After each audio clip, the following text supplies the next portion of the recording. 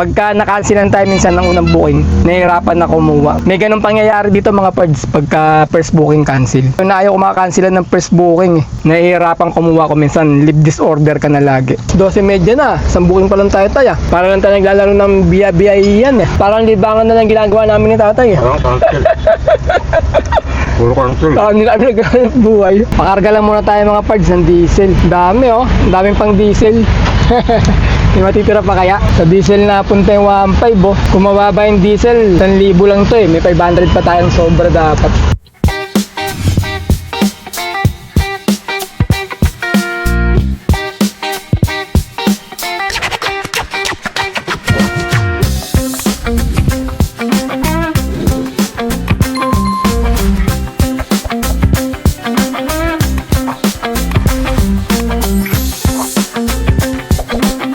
Pakarga lang muna tayo mga parts ng diesel.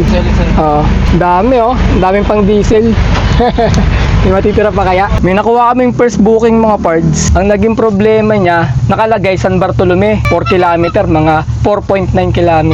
Nung inopen ko, nakalagay Balingasa. Ang Balingasa sa may Balintawak malapit yun eh. Tumawag sa akin yung nag-book, sabi malayo daw ako. Sabi ko sir kasi parang mali yung mapping nung booking. Nilagay nyo nga Balingasa kasi yung map niya San Bartolome nakalagay. Mali ka ako yung yung booking. Eto, kinancel. First booking namin. Papunta sana ng ng Bacoor Cavite. 1-2 may git eh. Kaya kinuha ako. Unang booking, cancel tayo mga pards. Pagka nakansilan tayo minsan ng unang booking, nahihirapan na kumuha. May ganun pangyayari dito mga pards pagka first booking cancel. Na ayaw kumakansilan ng first booking eh. Nahihirapan kumuha ko minsan, leave disorder ka na lagi. Ang ganda sana yun, papuntang Bacoor lang. Nasa 1-2 may git eh. Nagmamadali yata, gusto ma-pick up agad. Good day mga pards. Today is another booking day na naman tayo. July 22 ngayon, Wednesday 2026. Bali naghanap pa kami ng first booking ni tatay. Alas 10 no, tatagal lang kami hirap maghanap ng booking mga pards. Ando si tatay sa likod kasi ang init dito eh. Naiinitan siya. Sabi na eh, pag swipe ko, leave disorder agad, ang lapit sa akin 2 km mga pards. Woo! Hirap na maghanap ng booking, leave disorder pa dahil na-cancelan tayo first booking. Pero tsatsaga pa rin tayo, hanap pa tayo. 10:24, natanghali na ako. Woo! Nakaapat na booking nga ako mga pards, nag-leave disorder lahat. Woo! Kahit maganda yung ratings natin sa cancellation, basta na-cancelan tayo first booking, wala talaga. Grabe ko na, ganun na naman mangyayari pagka na-cancelan. Tutok na nga ako eh, para makakuha ng booking. 10:32 na mga pards, buti matay na alas 11 dito kakapag ng booking. Magbibigay ito yung mga butaw dito walang kumukuha yun ang kuhanin mo, bibigay nila alam mo. Pero pag nakikipag-agawan tayo nito ng magandang booking, leave disorder talaga. Hirap na nga kumuha ng booking, may kalaban ka pa, leave disorder. Tay dyan, jackpot tayo sa cancel ngayon mga pards. Nakakuha na naman ako ng booking. Ang problema, ayaw pa daan na nag-book sa expressway. Sabi niya, tawagan ko raw yung drop-off location kung papayag mag-expressway. Service road lang daw papuntang Tagaytay. Natawagan ko, nag-ring lang, tapos pinapatay yung cellphone. Ayaw makipag-usap. Atay, naiinip na. Ha? Wala na, 2 cancel. Ayaw pa expressway papuntang Tagaytay sana. Nakakuha ako 2,000. Lalabanan na nga sana namin to eh. Kasi ang hirap kumuha ng booking. Kinancel. Ayaw magpadaan sa expressway. Nahirapan nga kumuha ng booking eh. Naka-4 na leave disorder na ako eh. Nakancelan tayo ng una, tapos pangalawa, cancel na naman. Sila naman ang nag-cancel eh. Ayun nga, leave disorder na nga tayo. Hindi tayo makuha ng booking eh. Kahit sila mag-cancel? Sila nga nagka-cancel. Kaso nga lang hindi tayo makakuha ng booking. Teka, singit ko lang tong video na to mga pards. Dahil marami na naman sa inyo ang nagtatanong kung saan ba ako nagpagawa ng stainless window grill. Gawa ni Marjon Candasa ng MR Welding Consumables and Welding Shop mga pards. Hanapin nyo lang yung Facebook page nila para sa details at pricing. Nandun na yun mga pards. Mag-PM lang kayo pagka may iba pa kayong katanungan. Ayan yung gawa nilang stainless window grill. Maganda, matibay at quality ang pagkakagawa. Bukod sa stainless window grill ay gumagawa rin sila ng mesh type window grill. Kung JNT, Lazada or Shopee ang gusto nyong pasukan mga pards, meron din sila kagaya nito.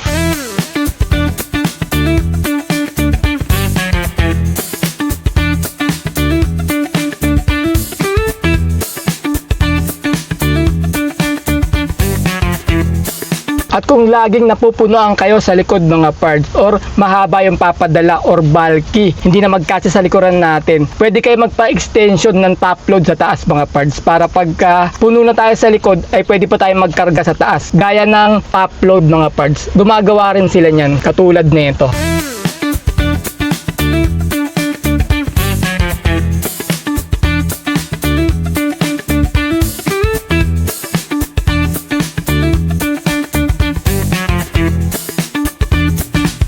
At kung gusto nyo naman ng protection sa mga taillight nyo, gumagawa rin sila ng taillight grill mga pards, kagaya rin nito. Ito, gumagawa rin sila ng ganito. Kung sira na yung mga lock nyo rito, ng pintuan at hindi na naglalak, pwede rin kayo magpagawa ng ganito mga pards. Stainless lock. Lalak mo lang dyan, tapos lalagyan mo dito ng padlock, okay na yan. Teka, ay matanggal yung kamay ko. De joke lang mga pards. So, maganda, maliit lang, tsaka matibay.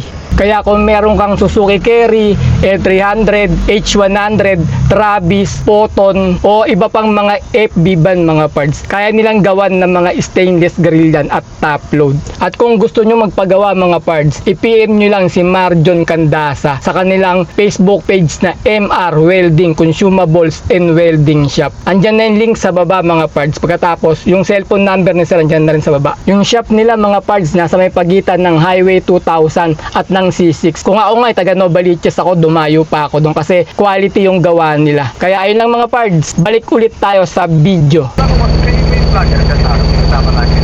Ay, opo sir, kami yun. Sige sir, papunta na ako dyan sir.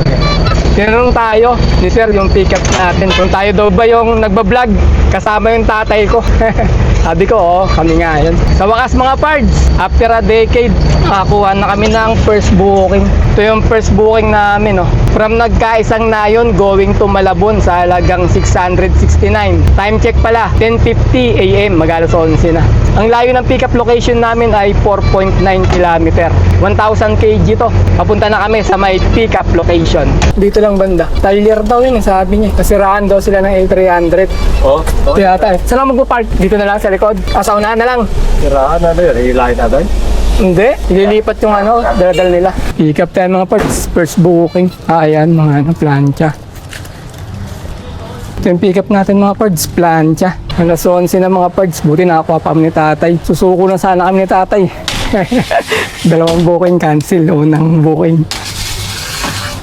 Ayan lang sir, second kami nalabas ni tatay. Pagdating sa bahay, magtititigan na kami dalawa dun eh. Kaya bumiyahin na lang tayo mga parts. And next tayo sir, aircon. Kaso ito may aircon, mahina din. Tignan nyo lang kung ano, pwede nyo naman buksan eh kung hindi kaya. Pag nainitan kayo, buksan nyo na lang yung bintana. Sabi pa, hot eh. Pagka mainit, mainit din. Huwag ginaw, yan. Tignan mo kung ano. Sabagay pag umandar na yun, lalamig na konti yan eh. Ngayon lang kasi dito tayo nag-umpisa. Ang layo ng drop-off location namin ay 18 km. Alright, let's go!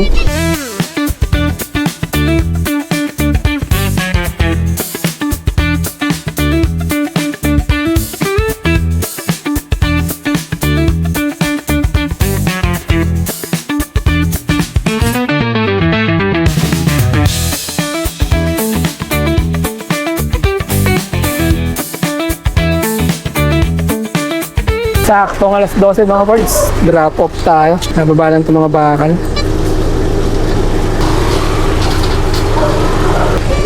Salamat sir. Picture ako lang. Shoutout ta.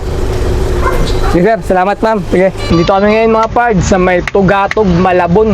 Dito yung deliver natin ng first booking. Mabilis lang yung deliver namin kasi dumaan kami sa may Smart Connect o NLEX connector mga parts. Kaya madali lang yung biyahe natin. Hanap pa kami ng second booking sa may Malabon. Wala pa tayong ulam pala tayo, no? 12, no? 12:03. First booking natin, may tip tayo na 130 mga parts. Kaya okay din yung first booking natin. Lala tayo. Kilala si tatay, Caloocan South, Makati. Sangandaan na ba yan pag dinaretso? O dun sa kabila pala yung Sangandaan? Sakandaan. Pag pindaritso mo. Ito, Sangandaan to, di ba? Oo. Tama, Sangandaan. Dito pala, monumento pag sa kabila, dito Yan mo, lumento rin dyan eh. Monumento rin ba yan? Paparadahan lang mga pards, sa Tagalan pa kami. Hirap maghanap ng paparadahan yung may lilim, may puno. Kapag may lilim ka nakita, may puno dyan. May nakaparada na. Paunahan na lang. Napakainit kasi ng panahon. Tapos mamaya ulan na naman to. Tignan mo. Parang summer eh. Kala mo summer pa rin. 12:30 na. Sambukin pa lang tayo tayo. Para lang tayo naglalaro ng biya-biya yan eh. Parang libangan na lang ginagawa namin ni tatay eh. Parang cancel. Puro cancel. Parang nila kami nagkaroon buhay. Parang nililibang ko na si tatay eh, para maaliw eh. Kasi pag nasa bahay to, kanta lang to ng kanta eh. Nagka-practice ng video okay, ano niya eh. Voice lesson. Para pag may inuman, ready siya. Time check tayo. 12:43 PM. May nakuha na kaming second booking. From Caloocan South going to Pasig sa halagang 800 pesos. Ang layo ng pick-up location ay 1.8 km. 1,000 kg to. Papunta na kami sa may pick-up location. Pick up tayo, second booking. Apo, papunta Pasig. Tetalis, ukay. Ay na ako. Ilang piraso? 35? 16. Ha? 16. Tin lang pala. Baka pwede nga sabayan pa eh.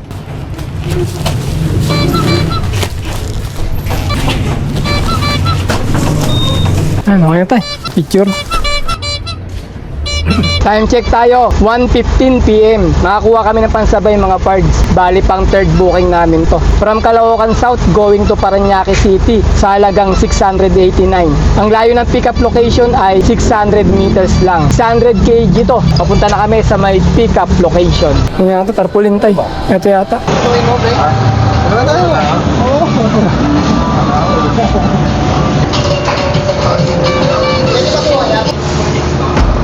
Doon na bayad niya sir, no? Sa drop-off. Surang ka lang din. Signal ah. Time check tayo, 1:36 PM. Nakakuha pa kami ng pangsabay mga pards. Bali pang ilang booking na to?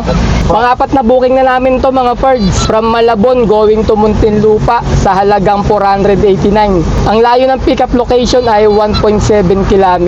At 200 kg lang pala to mga pards. Papunta na kami sa may pickup location. Kailangan sabay-sabay eh. Hindi pa din isa lang eh. Yung chinelas mo. Sama yan.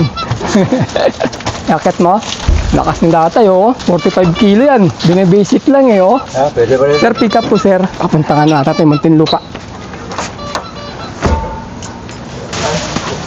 Pabigat pala. Sir, okay sir. Salamat. Picture. Unahin namin i-deliver mga parts itong mga ukay-ukay muna kasi ito bagong ilog to eh. Tapos yung tarpaulin dyan sa may S-Lex Service Road. Tapos Muntinlupa tayo, along sukat lang, paglagpasan ng sukat, Service Road din. Yung Takoyaki naman, yung pangatlong na pick up natin. Diba sunod-sunod, mabilis lang to mga parts. Di naman gana ma-traffic ngayon eh kasi rally ng mga jeep.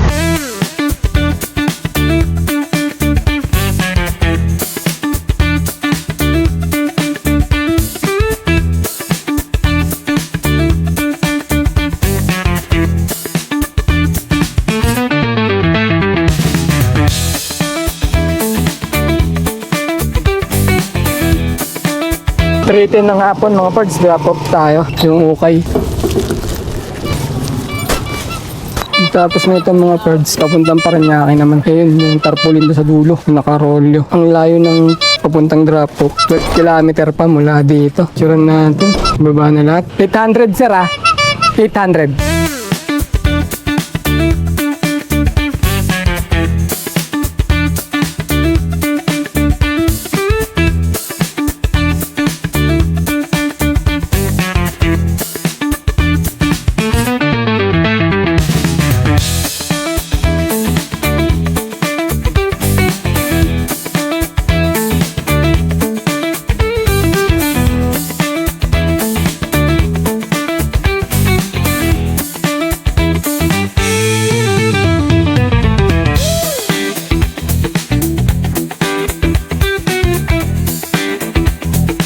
$354 mga parts, drop off tayo.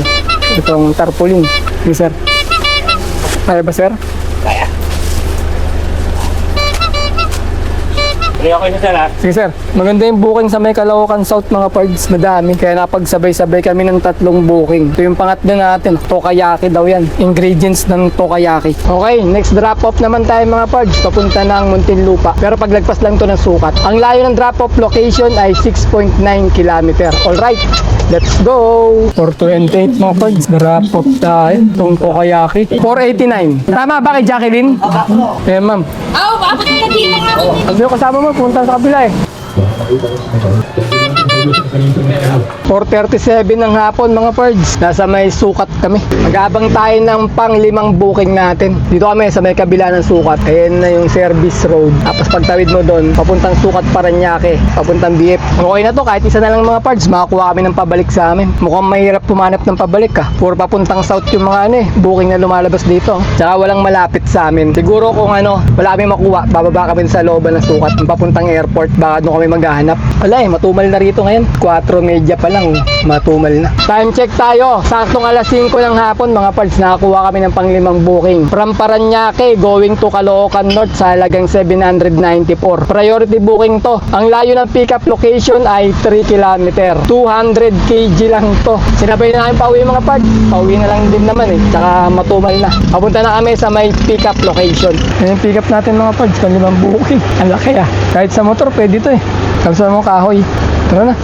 Pero wag lang gugulong-gulong. Dito na tayo sa Commonwealth. Ang traffic sa pards, parang hindi iniinda yung taas ng gasolina at krodo. Akala ko ba i-strike ngayon? Parang hindi naman. Kasi ang dami ng sasakyan.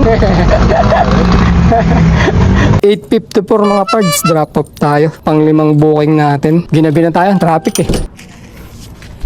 Okay. Pusa ng mga ticket. Dito na lang po dito. Gano'n niya sa'yo si Carlos sir nag-book. Bali 794. Apo, picture ko lang to sir tarpaulin. Pakarga lang muna tayo mga parts ng diesel. Dami daming pang diesel. Hindi matitira pa kaya? Ha? Hindi, walang gusto yan. Ano mo lang, pihitin mo lang. Mahigpit lang yan. Kaya 1.5 mo na. 1.5 pakarga natin mga parts. Sige, 1.5 diesel. 1.5 diesel. Sa diesel na punta yung 1.5 Kung mababa yung diesel, 1,000 lang to May 500 pa tayong sobra dapat. 8110 yung diesel dito mga pards. Alright mga pards, mag-income reveal tayo. Bali naka-5 booking kami sa maghapon at ang kinita namin ay 2,768.